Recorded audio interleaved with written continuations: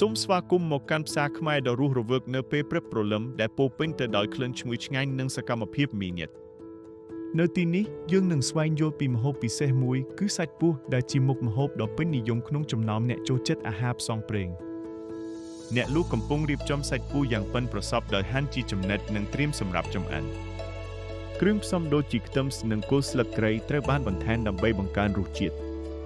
សាច់ពស់ត្រូវបានចម្អិននៅលើខ្ទះក្តៅវណ្ហបង្កើតបានជាសម្លេងឆាឆៅនិងក្លិនឈ្ងុយការចម្អិននេះធ្វើឲ្យសាច់មានពណ៌មាសស្រស់ស្អាតនិងមានក្លិនឈ្ងុយឆ្ងាញ់អតិថិជនម្នាក់កំពុងភ្លក់រសជាតិសាច់ពស់ដែលទើបនឹងចម្អិនថ្មីទឹកមុខរបស់គាត់បង្ហាញពីការភ្ញាក់ផ្អើលនិងពេញចិត្តចំពោះរសជាតិប្លែកនេះពិតជាបទពិសោធន៍អាហារតាមផ្លូវដ៏អស្ចារ្យមួយដែលបង្ហាញពីភាពសម្បូរបែបនៃម្ហូបខ្មែរសូមអរគុណសម្រាប់ការទស្សនាហើយសង្ឃឹមថាអ្នកនឹងមកស្វែងយល់ពីរសជាតិដ៏ប្លែកនេះដោយខ្លួនឯង